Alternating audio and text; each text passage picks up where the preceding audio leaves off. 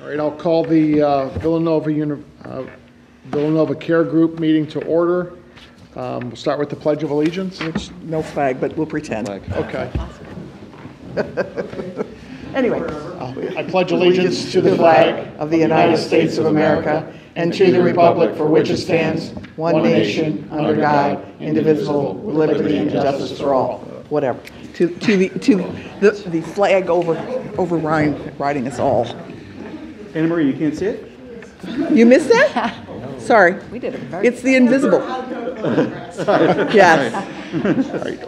Want to thank Chris, Mary Lou, and Villanova for hosting this meeting tonight. I know that we had some meeting room constraints, so again, want to thank you for hosting this tonight.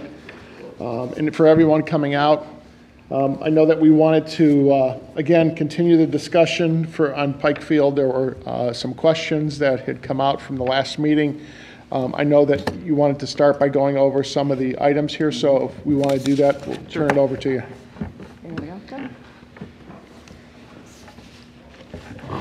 So one of the big things we talked about at the last meeting was setbacks.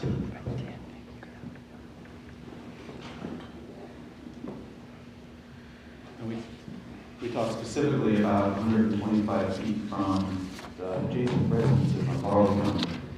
But today, there was an email conversation circulated that also talked about the setback from Lancaster Avenue. And I believe, I'm going to paraphrase Bob if I get this wrong directly. I believe Kevin noted that there's no setback provision for something temporary like this. And in his opinion, the 60-foot setback that would be for a permanent parking lot would apply. In this case, would be the guidance. And so what we did is we drew the setbacks in here to illustrate how 60 feet from the street, I know it's too small to see on the screen. I got to turn my camera on my screen, I can blow it up. But this says 60 feet from the edge of the laydown area parking lot to the right of way of Lancaster Avenue. Same thing here. And this measures 125 feet from the Barleycombe resident property lines. So this is a new drawing from what we showed last week, We have those drawings as well that we can pull up. We wanted to show this to reflect that information as well.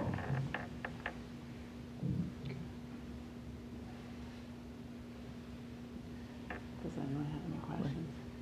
I have a quick question. So have you decided, can I move from, the setbacks are fine, but have you decided that, what? Oh, can you hear me if you can't? I can hear you, but I'm not sure the video will. There's a microphone. We have right mic here and a mic here. Can you hear me?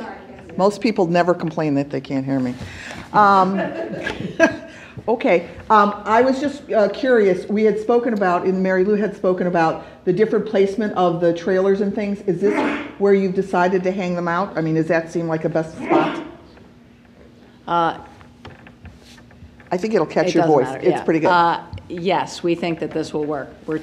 It could change that they'll be in this corner and they might be parallel to the driveway instead of perpendicular like you're looking, but that's what we've talked to our contractors about and they're okay with that.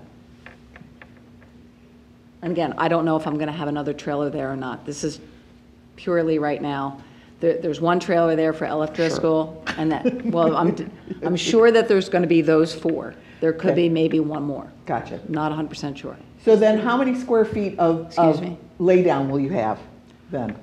I can't tell you that right now. Oh, okay. So the idea is that this is the area that we will use. How it's used will be for parking, for contractor use for the trailers, and material laid down. How that's all spread out is to be determined, but this is the area that we've identified.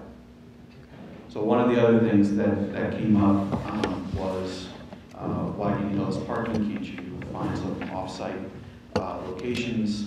That is something that we've explored in great deal. If you think about places that have parking around here, they are all full. The one place that had parking that was not being used was Penn Medicine property. We had an agreement with them to use parking in small measure for contractors, but also for some other uses. but with the passage of the amendment last night, they've indicated that they are going to move forward to the best of their ability and to the best of the township process with transforming that site demolition and moving forward with development. So we are no longer able to use that for off-site parking. So we have exhausted what we believe are all avenues for reasonably located, and we took a broad definition of reasonable for how far away that might be, reasonably located areas to park.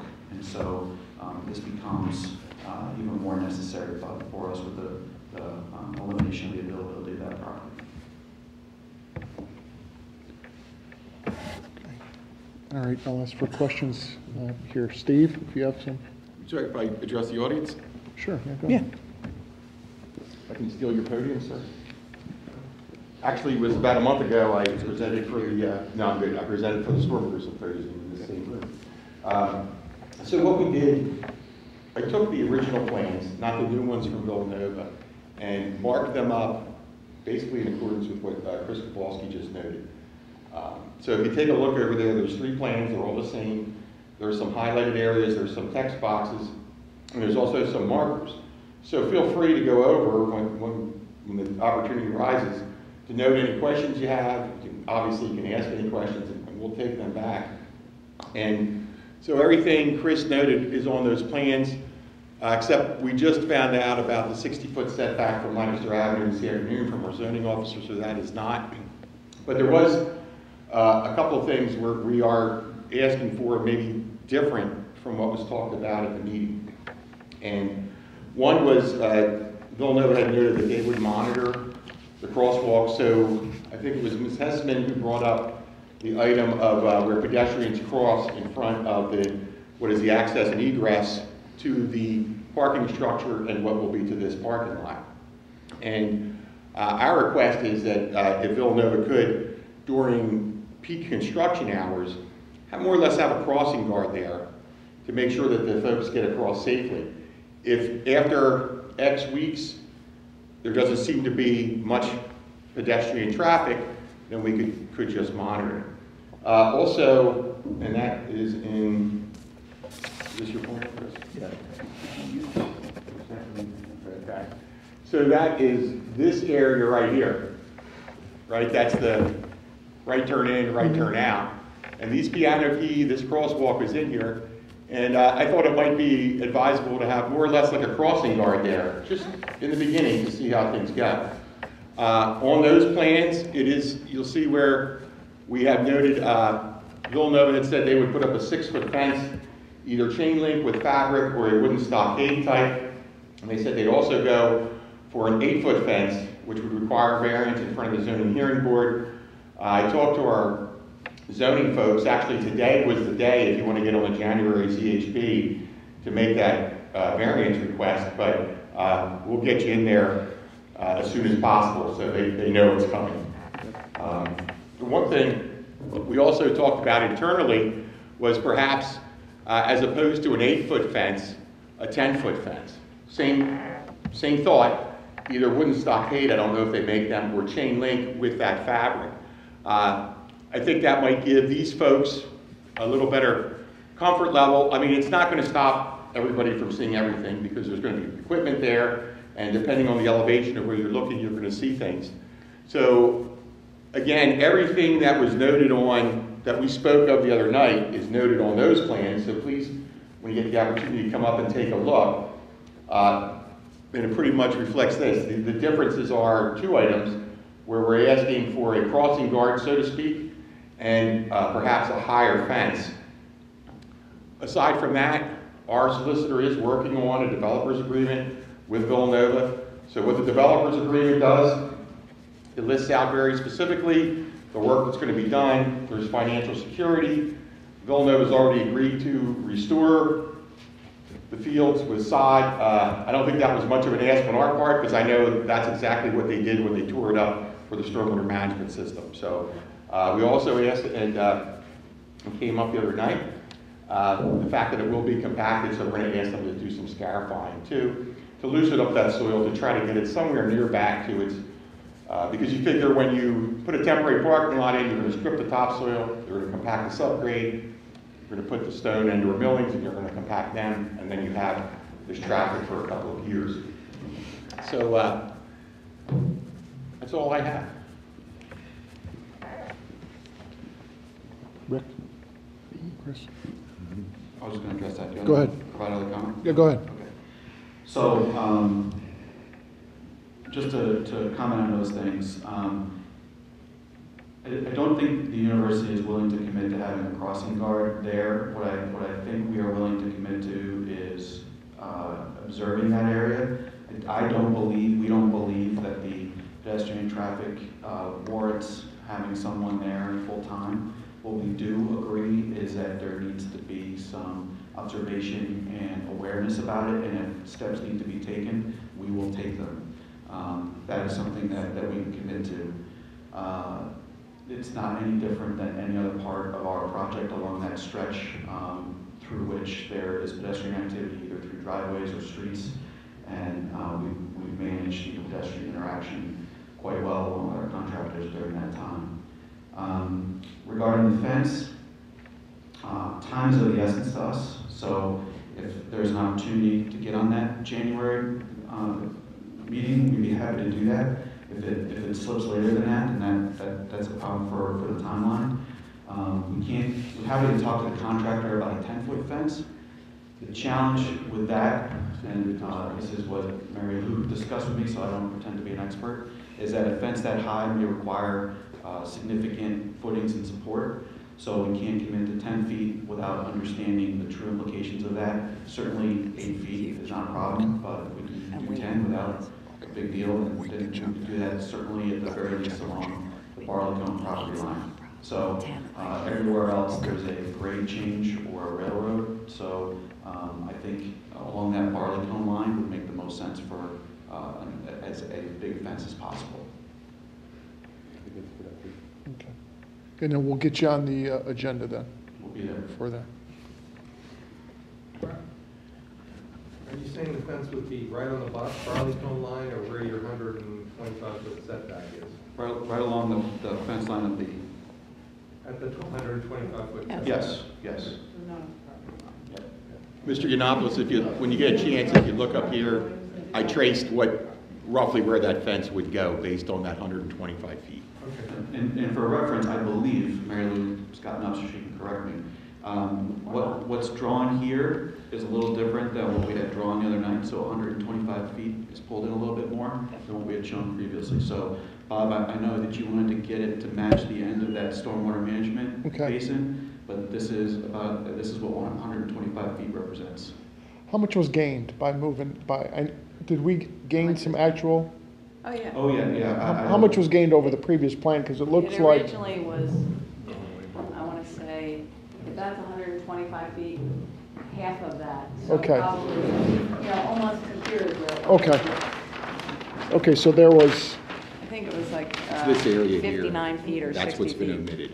okay, so there's quite a bit then that was Yeah. picked up from, Yeah. okay,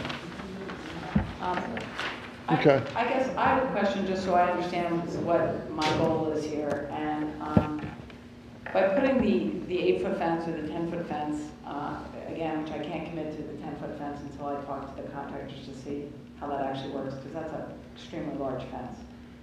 If the idea is to block the construction site, then maybe we're focusing on the wrong area for this fence, and I should be putting this fence, a 6-foot or an 8-foot fence along the drive so you can't see, the construction going on, but not necessarily, because what this temporary parking area and laydown area is literally going to be contractors that are going to come in the morning, they're going to park their cars, or there's the trailers, people are going to have meetings in those, and there'll be, cars coming and going during the day. And at 3 o'clock, they're gone.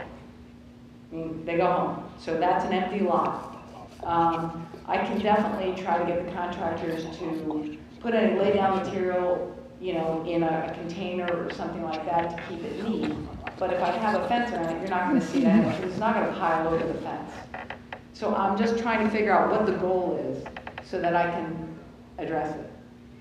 I find it interesting when you're talking about putting up a new fence here when you don't even maintain the one that's behind our property. it's in disrepair. So, to me, this is a ridiculous discussion when you're not maintaining the existing fence at all. There are holes, it means it's not maintained, just like a lot of other issues that we have. Will that be something you'll take a look at, that fence? Sure. Okay. Mary Lou, landscape design wise, it's preferred to the practice, accepted practice is the closer the fence is to the viewer, the more it's blocked. The further away the fence, so maybe, I don't know, maybe the placement of that fence right there isn't designed. So I mean, I will be fencing that area regardless. But to put a 10-foot fence, I think is, it's like putting a wall up there. That's, I mean, structurally a very difficult thing to do, I think. I could be wrong, but that's. Anna Marie's the one who's going to endure this. Trying to get this for the folks at home who may not be able to hear what Sarah said. Could you just summarize that? Thanks, Anne Marie. Well, in landscape design principles, if you don't want to see something, you put the barrier closer to where the viewer is standing, rather than 300 feet away, because by the time it's 300 feet away, it's 3 inches tall. So closer is more of a block. But I'm not exactly sure what it is you're after. So the other thing is that we actually have provided a buffer. We don't have one in front of Anna Marie's house because she specifically did not want one. But is that correct? Please let me know. Yeah, in the buffering discussion, because I have a slightly longer statement, but that is correct. Right. So when you say like the closer, like there's a lot of hollies there that if you are at that level, they're blocking. So what you're saying, we're actually accomplishing in most of that buffer area where people wanted us to put that there. So again, I'm just trying to figure out Many what of those bushes are about 3 feet tall. Sure. Okay. In answer to your question about fence here versus fence there, my question would be, why not one in each location, really? I mean, my concerns about the activity of the lot have to do with sometimes the hour of the arrival. I'm expecting there will be noise, lights, etc.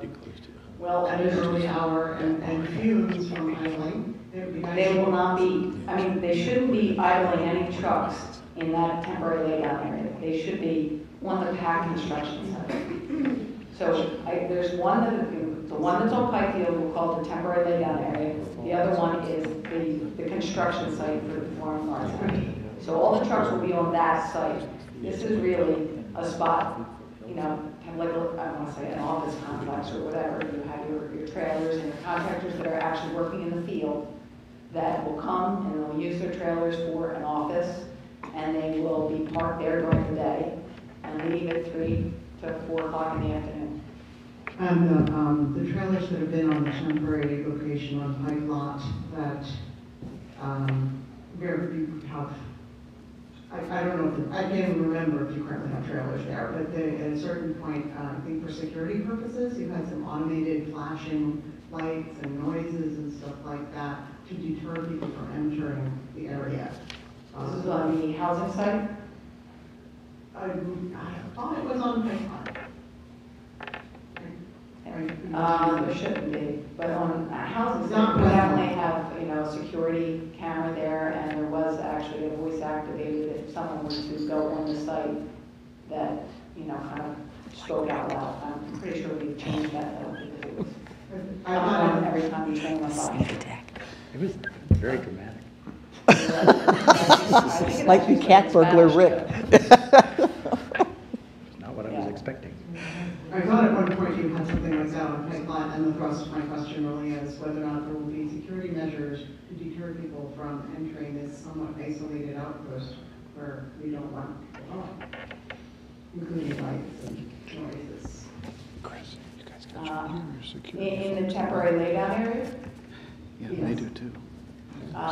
There may be a camera there for security purposes. I'm not 100% sure of that right now. No, our campus security patrols that around that area as well. Right. Our public safety does patrol that area. There's more automated noises and lights and stuff like that that could be blocked by. I'm There should be. mentioning things that the fence could benefit us from that are actually at that location. There shouldn't be any lights that automate, are flashing. Okay, so I think that's what I'm visualizing when you talk about trailers, I've seen that. Okay. But, and if you are able to put down in writing somewhere that nobody will be idling, I'd be happy with that. We will, But there will be a lot of trucks moving through that in, out, whatever you call it, at certain times. so the trucks won't be idling in that parking lot. What people do in their car is tough to restrict. I will, we have let our contractors know that that will not be acceptable, that they sit in their cars and let their car idle. But again, that's just something we have to be vigilant on. I can't. This is why I couldn't say that we wouldn't allow them into this temporary parking area before 7:30, because it's just, a lot of these contractors get up at 4 o'clock in the morning, they drive to the site, and they want to be the first one there, so they can get started. I'm exaggerating, at 4 o'clock in the morning, but they do get up early, and they do like to be the first one at work, and they have a parking spot, and they're ready to go. Because they start at exactly whatever time the start time is. One of the things that we have done to help control when people arrive is commit that the construction work on the Performing Arts Center won't start until 7:30, and that the gate to the Performing Arts Center will not open until 7. So that will be a limiter as to when people arrive. No one's interested in being there for 2 hours and idling and waiting to work. But the reality is there will be people working in the trailers coming before that construction starts. So we can't limit that arrival time either. But by the township ordinance says work can't start before 7. So by gaining that extra half an hour, that is going to stagger the arrivals later than a traditional construction site.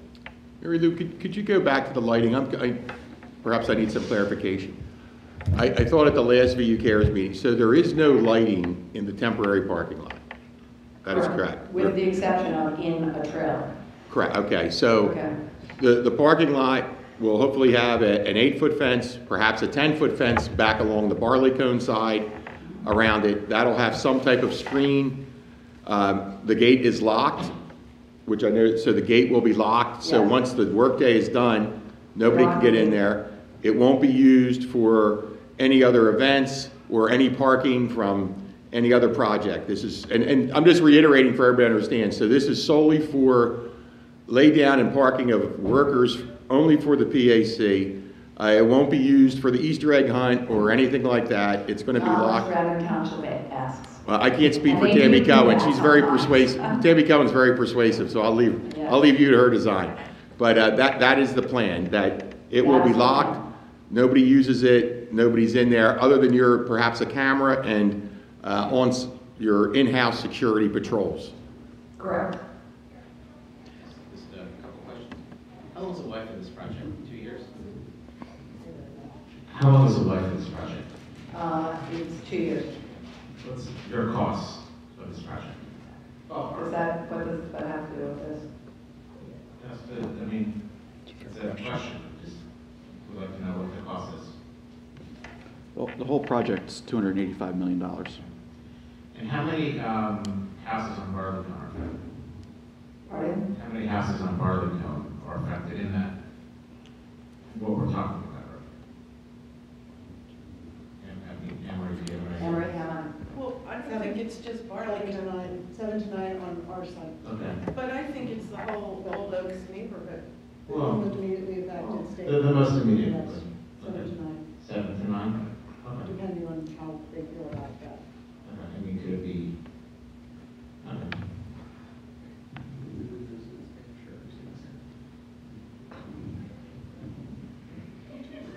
I'm sorry, that was uncalled for, please. We keep a civil meeting here. You can comments can be kept to yourself till you're out of the meeting, please. I don't need that here. Go ahead, I'm sorry. Mary Lou, about how many people will be working, you may not know, but I mean, like, is it 100 guys, or is it 20 guys, or at any sort of one time? I think at our peak time, we'll have about 100 people. Okay. On the performing arts. Just on the performing arts area.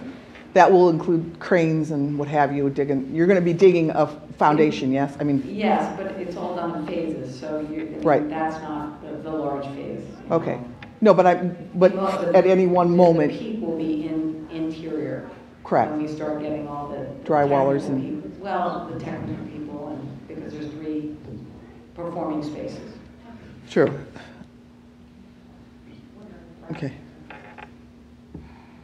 Could I ask a question about the surface of said parking area? Sure. I heard you say it's to be crushed stone.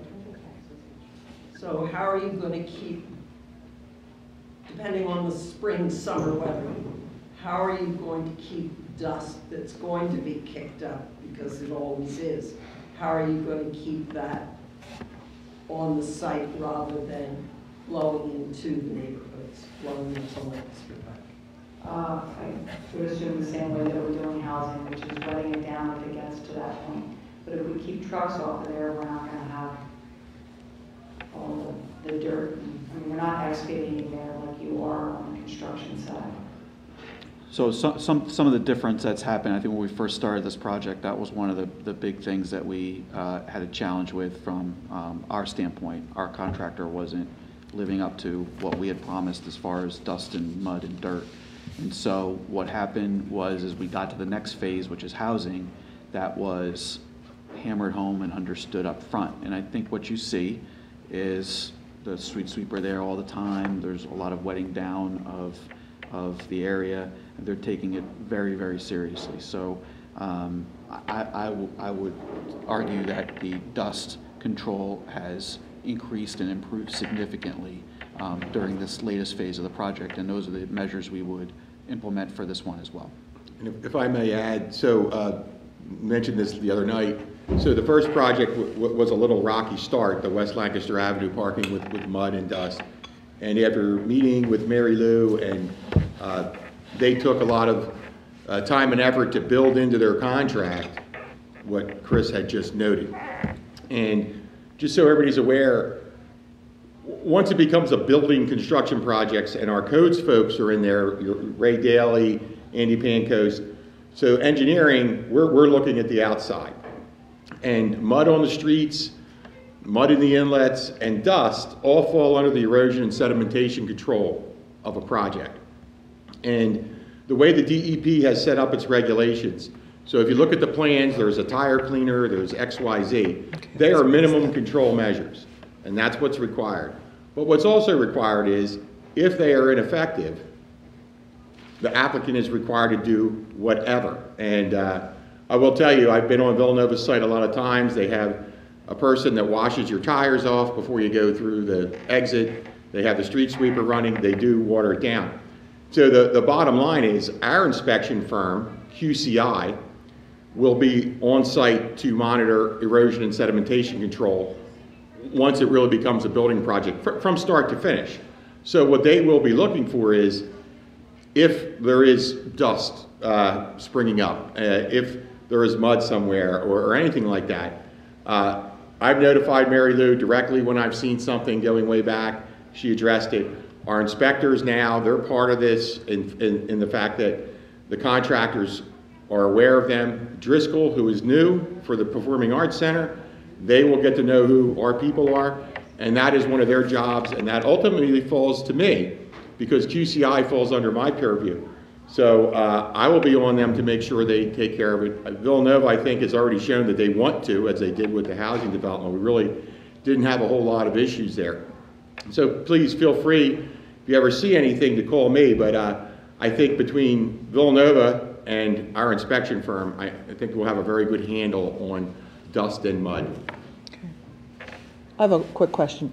Will you be cutting up the sod and then putting the crushed stone down, or getting rid of it or using it later somewhere No, else? I believe the plans call for us to just put the crushed stone on top of the sod that's there, correct, Okay. Steve? I don't recall that, normally you would strip the No, soil, but I good. think because it's temporary in nature, they may do that. And honestly, if you may remember, our regulations don't specifically call out temporary facilities. Right? So everything to us, it's a parking lot, it's a parking lot. It doesn't matter if it's there for 2 weeks, 2 months, or 30 years. But I'd have to look back in the plans. Either way, Villanova's, whatever they do, they're going to have to do it to the fashion that their vehicles can get in and out, right? And then they'll remove all that and make it nice again. I will say to Chris's point that, again, like Steve said, Mary Lou said, and Chris mentioned at the beginning there were a number of issues with dirt, dust control, and by the end of that project, it really greatly improved, and we appreciate all the efforts you took within that to control that, because it got so much better, and we appreciate, all the efforts that you made on that. It made a big difference with that, because I know that right off the bat, and I think it's a lot of that learning curve from contractors, and especially, I don't think it was the contractors, it's a lot of the haulers who really don't, I don't know how better to say it, don't give a damn about the community and just about getting in and getting out.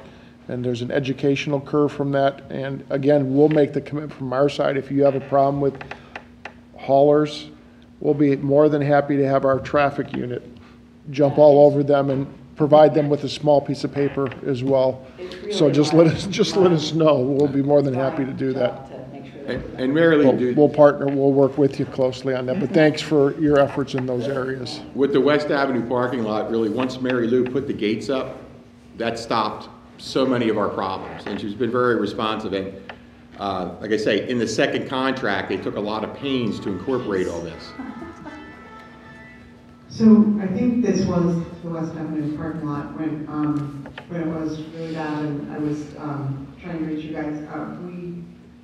I think it was Labor Day a year ago. Does that sound about right, timing-wise? Might be. So I noticed a lot of us that weekend, over Labor Day weekend. So you guys, you were on, everybody was on, and there were lots of dust, unmanaged and stuff like that. And I had asked at that time if we could, put up an air quality monitor, just something to see whether or not there was a potential health issue. And it turned out Radnor didn't own one. First, I would like to ask if Radnor has purchased an air quality monitor where we can actually tell if there are harmful pollutants or particulate matter. Could we measure it? If we've invested in that yet, if not, why not? Because honestly, I looked at some of them online, they can do this, and the thousands and tens of thousands and hundreds of thousands that were thrown around at different products. Why don't we at least own one air quality monitor? Just on the side? Or does Villanova have one we can borrow? Because I know we have a lot of environmental programs that are pretty cool looking over at Villanova. Ms. Hessman, we did talk about this several times last time. So there's no requirement from DEP for them to do that type of monitoring. And I think we should look at this in one fashion. This is a construction project, just like tens of thousands that go on across the country. I'm not saying that means that there's nothing of no concern. But when we talked about it a couple times over the past 2 years, our method, our only method really, is observation from our inspectors, from myself.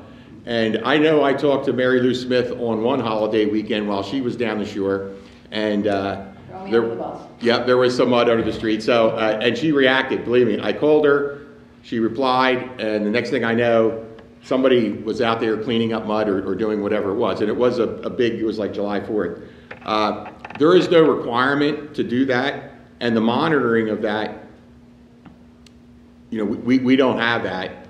Again, we do ours, it is visually, which is, for good, bad, or worse, better or worse, is the norm, since this is erosion and sedimentation control. I'm not trying to belittle your point with the concern of the dust by any means. I know that is a concern. But there is no requirement in that respect to put that monitor up. And where does it go, and who monitors it and how?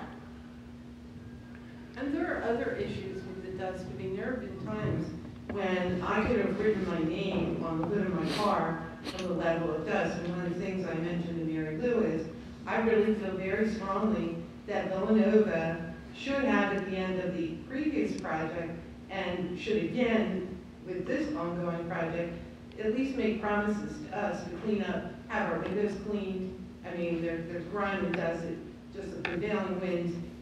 I don't think we should have to take care of that. I think Villanova should do cleanups in our yards, and because of the dust and debris that just naturally comes from the westerly winds.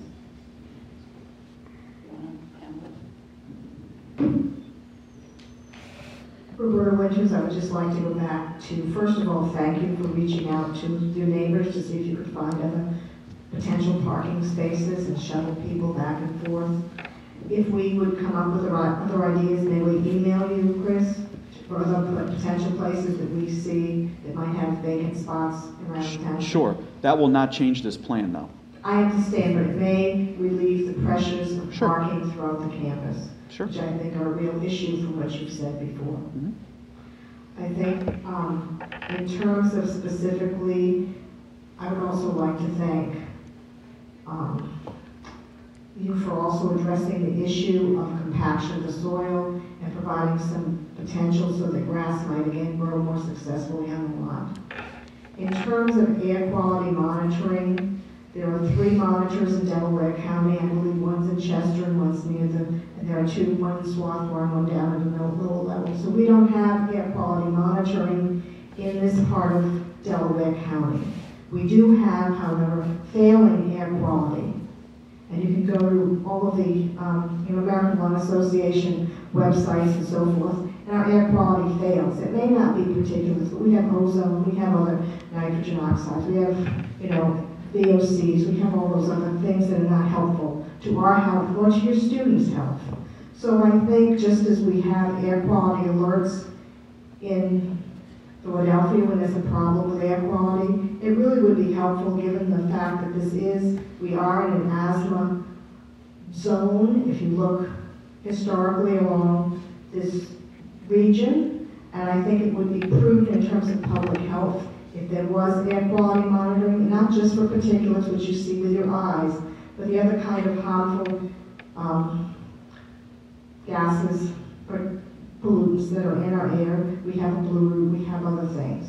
The other thing I would like you to think about as well when you're looking at monitoring is, I recall, and again, my experience is mostly from my advocacy work with fracking, and certainly building,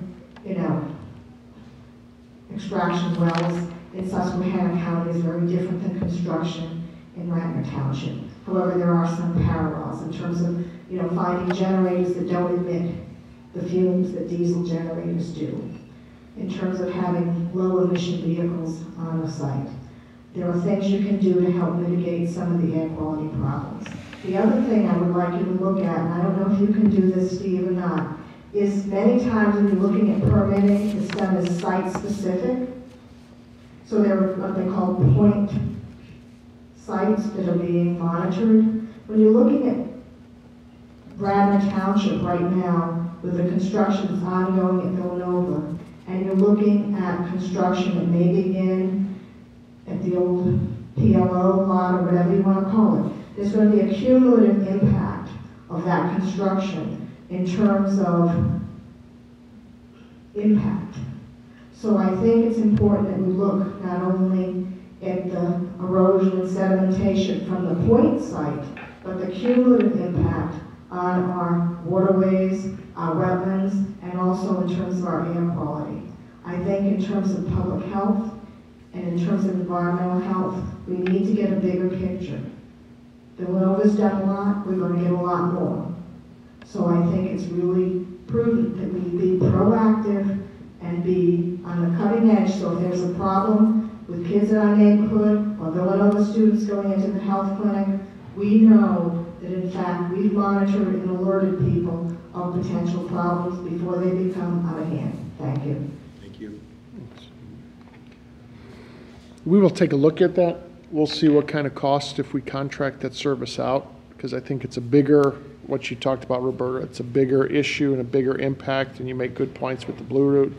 the amount of traffic that is on Lancaster Avenue, and especially here with this project, with other projects that are going to take place here in the near future, of what those impacts are, and this is a good area for us, opportunity for us to start in this. So we can look at contracted services, because again, we just don't, yeah, we can partner with them, John. It's good point. So I think this is a good opportunity to expand that. For the record, I did ask people at the EOC and the Board of Health to attend these meetings, because again, I don't pretend to have the expertise that they have. Sure. I think it's really prudent that we act in unison in a proactive way, because I think sometimes we wait until it's too late. So I think it's really important that we address this issue in a proactive, cumulative way. Thank you. Good. And Ms. Winters, you bring up a great point, because even when the project's done, if we have a baseline, then we can look at what the manager had noted between the R100, the railroad, Lancaster Avenue, the Blue Route, homes, businesses, so maybe we can have a permanent monitoring site somewhere in the area. Villanova can be the guinea pig. Cabrini probably would be a good place. Well, for and there's that. another big, huge site. They're building junk too. So, give it to Do her. you think you can bring that back up again? Oh, sure.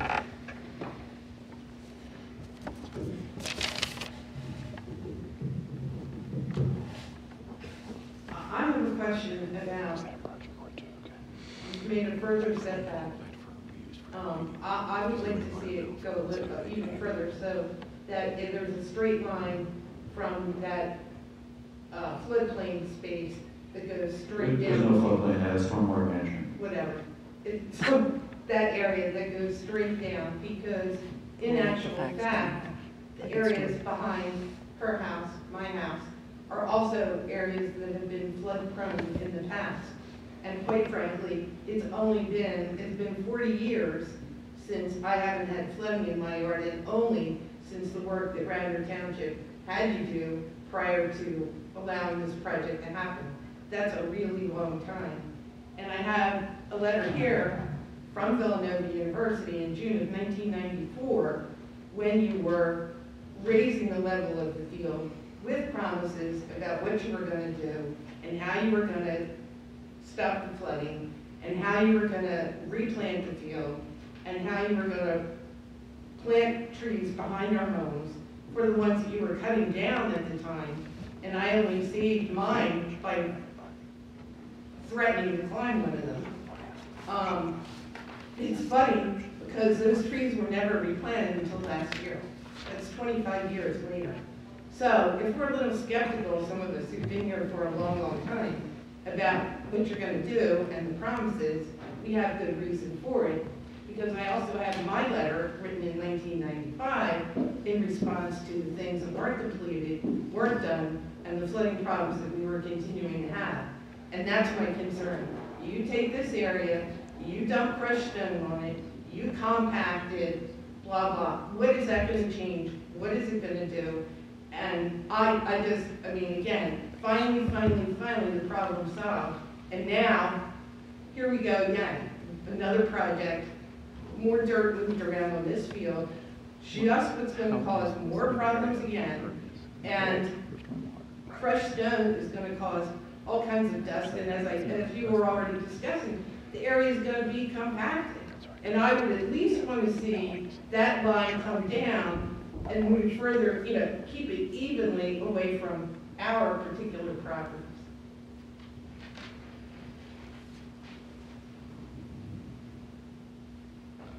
I wasn't here in 1994, I can't speak to those promises. I know you made that clear.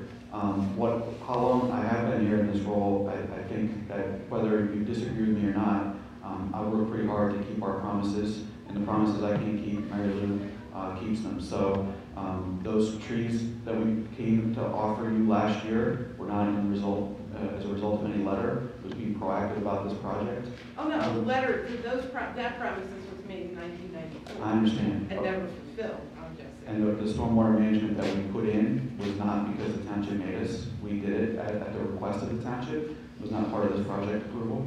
So No, but in 1995 they did. And I have. I got you. I understand you got the letters. So all I can do is tell you that the promises we make every endeavor to keep.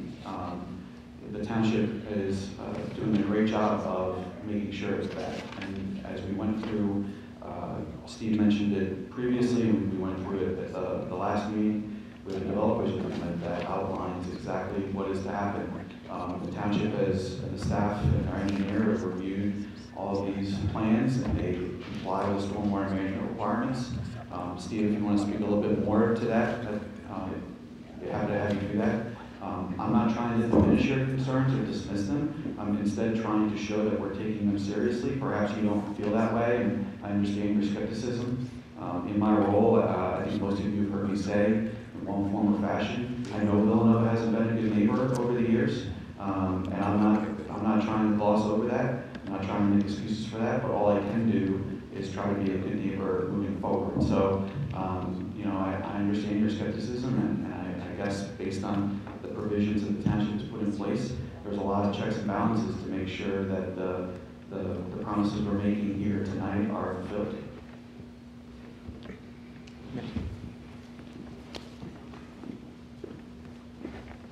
So our job is to hopefully make sure that we don't have a dust problem. If we see between Villanova being proactive and our inspectors on site, our job is to make sure we don't get to the point where you have to call. I'm more worried about water than dust. Okay, so that's another good point. So this was actually done under a grading permit, and a grading permit is usually something that's done administratively through the township. So in all other cases, I don't bring grading permits to the manager or to the board of commissioners or to the CARES. They're done internally. The review is done by Janet Fleming. So this site, from a grading permit standpoint, meets our requirements for stormwater management, for everything. So the only reason I brought it to the attention of the commissioners in the memo, which was actually pulled at one meeting, was just because of the proximity and the high profile. But there really was no requirement to do so. We just tried to be as transparent as we could and make sure everybody knew. But please know, Villanova has met all the requirements for the grading permit, from a stormwater management standpoint, from erosion and sedimentation control on the plans, of course. It's not being built yet. But so at this point, that grading permit, they have met all the requirements. And now we're talking about getting some other items here that are outside that. So I do want everybody to understand that again, this is not a waiver request or anything special. This is a standard grading permit that comes through the township. We're on course to do about 210 this year. So this is one of 210. It could be you putting an addition on your house. It could be a parking lot. It could be a new building. It could be King of Prussia Road. So what I will do is ask, if you folks don't mind, if you want to take a look at those plans, and please. Can I ask you one question? Yes, ma'am. Does that grading permit take into account the historical nature of what's happened in the past on that area? So when we review a grading permit, we go by our ordinance. No more, no less. So we can only enforce the ordinance.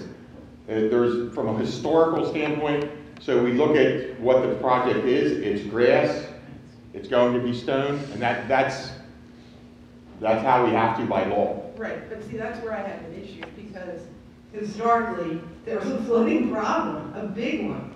It's been there. It hasn't disappeared. And again, so we go through our ordinance. It was in floodplain. They met all the requirements from that standpoint. And from a stormwater management standpoint, they've met the requirements. What are the changes going to do? What is the compacting going to do? What is the crushed stone going to do? Well, that's where the stormwater management ordinance comes in. And because they're going to put an impervious surface on there, they met the requirements to deal with the runoff from that stone. Yeah, but see, but you're not dealing with the historical nature of what that field is like. And that's where I have a huge problem, because I think that has to be taken into account. I mean, it isn't a simple answer. I'm sorry, I don't understand the question. Well, Steve, hold on. Steve, this is exactly, maybe the point that's most confusing to me as well. Yeah, we're putting down this great new area of impervious surface, and the stormwater requirements have been met. But there doesn't seem to be nothing's been built. There's no trenches, there's no special tanks or pipes or inlets. They can't do anything until the grading permit is approved. Okay. So you will see not one stitch of work occur until we sign the grading permit and give them to that. That is all. But that's my question. So, this is going to create there's additional temporary runoff, and it will be caught in some fashion. Correct. It by meets our something ordinance, that's to be whether it be a constructed. sediment trap or whatever. Right. So in that grading permit plan, the construction is phased. So the phasing specifically deals with what Mr. Leonardi's talking about. We don't let somebody build a site, have all these runoff problems, and then say, hey, you need to do something. Now, the phasing is erosion and sedimentation control goes in first, right? So that's either the silt sock or the silt fence. Following that is the stormwater management requirements, and some are temporary. This also went through the county for stormwater management review. So it was looked at by our engineers as well as Delaware County Conservation District. And it's met what it has to. They actually kind of went over and above and modified their NPDES permit to include this. So it's been well vetted from a stormwater management standpoint in all the ways that we can review stormwater management. Can we go back to the turn in and out, and I really don't know the technical term for that, the drive behind the proposed Parking Rec Center. Since, Chris, you said that Villanova is unwilling to commit resources to a person standing out there, and it's kind of a lonely spot, so I can understand that, but it gets cold, really cold. And there aren't a lot of pedestrians per hour on a normal day. There are pedestrians, and I think they should feel safe and welcome, and you will have more of them if they feel safe and welcome. But during events, you get people pouring down from the garage right now, in both directions, people jaywalking, all that kind of stuff. You've always had a fair amount of activity in jaywalking there. That's not new. What is new is that it used to be straight across, just a sidewalk, a continuous sidewalk with one lane of outgoing traffic that pretty much did have to stop for you if you were walking across. And now it is 2.5 lanes of traffic going both ways, where the pedestrians in the road to get across those little lanes instead of a continuous sidewalk. So it's a significant change from a pedestrian perspective. I don't know if any of you actually walk there with any regularity, but it is. And what I have been observing is people stopping their vehicles in the crosswalks, people flying through without really looking both directions. They're treating it like an on-off ramp. That doesn't happen constantly, but it happens with regularity. If you're not willing to commit a human resource, I do see there are stop signs and yield signs and all that. Would love to see a few more stop signs and yield signs, and I'd love to see like one of those automated arms to make them stop. So they actually have to stop, wait for the arm to lift. You know, like, they have them on actual on-ramps for some of the highways and stuff like that, where it's a bit of a forced stop. And I think I'd like to see that there, or something similar that's not a human, but if they're supposed to stop there, then maybe it wouldn't be too much of a burden to have some kind of mechanism to make them stop, because they're not stopping. And that's before the volume of things that, you know, I mean, you guys have said there's not going to be more programming, but I foresee heavier use of this area. It's only going to increase from where it is now, and that's the constructive solution I can think of. And I, once again, would ask that we get equal protection and that the setback line be moved up, and I really can't see that those 6 parking spaces that are there would make that much difference. And in fact, I think some of them could be moved up, so you'd really maybe be losing 3 parking spaces. But I'd like to see an even setback for all of our homes on Barley Cone Lane.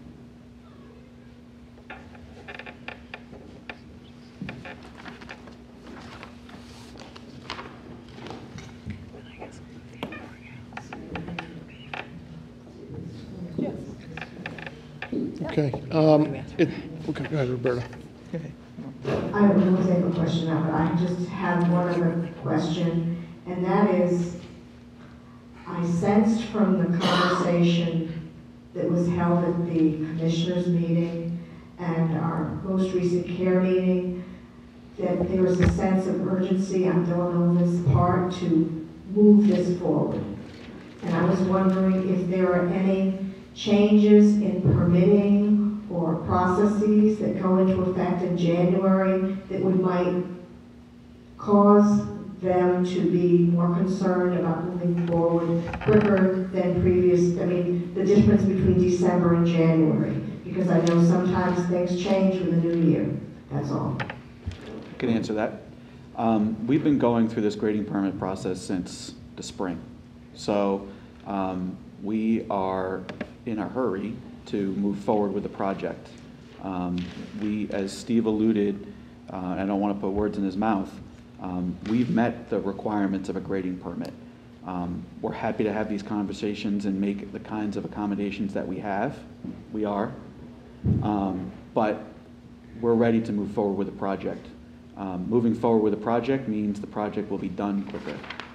Delays in the project are a significant challenge to us as a property owner and developer, both from a timeline standpoint, a cost standpoint, and things like that. So that's the sense of urgency that you're feeling.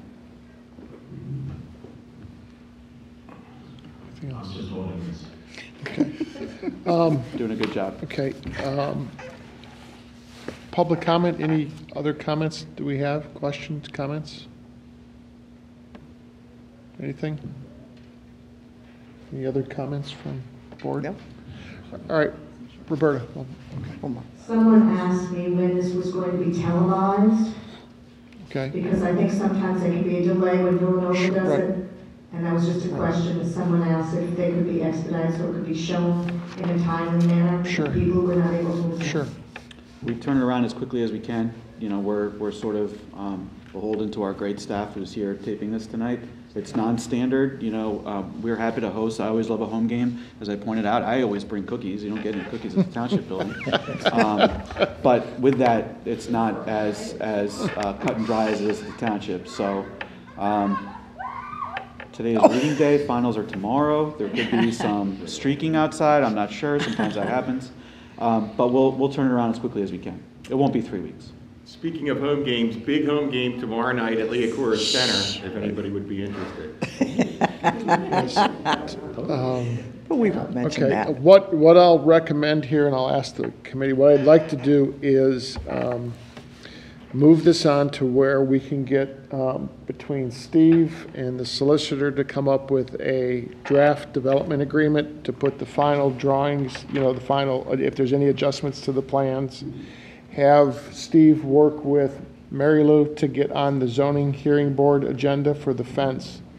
And as soon as we have that, we can, you know, if everybody's okay, we'll email that out to everybody. We'll post it to the website so everybody will get a look at the draft development agreement. This way it keeps it moving along on your side, keeps it moving along on everybody else's side so that everybody can kind of see as it goes along. But Bob, I would actually object to that. It's not. Conditioned on a zoning. No. But I mean, what it is, I'm not saying it's conditioned upon, you know, your approval. We're still moving forward with it. But we're getting to where we're accommodating your schedule, but everybody can see as the process is moving along, the development agreement, it's moving along so that as we all have agreement on this, the permit can be issued to you, but everybody sees the process moving. Well, I would through all that, because nothing's being held up on this. I'm not sure that posting the developers agreement is something that the university is comfortable with. Well, it's public record though, right? If somebody did a right to know request, they could see. I mean, it's Okay. all right. If it's public record, that's It fine. would be a It's public just- record. I'll confirm that, but I believe it would be a public record, so. It's just, you know, Yeah, I mean, everything. I think my frustration is that, and I recognize that there's frustration here, but this is not a standard operating procedure. This is a grading permit that we're going through, and these are the conditions that we've agreed to. We've been very public with them. We haven't deviated. I will say we've gone above and beyond what the normal threshold of expectation is. So to say that this is all going to be posted is, I mean, I think it's taken it a step too far, but if it's not conditioned upon the approval of the public at large, then so be it. Well, it's not slowing it down, it's just making the process So then transparent. when will we get a grading permit?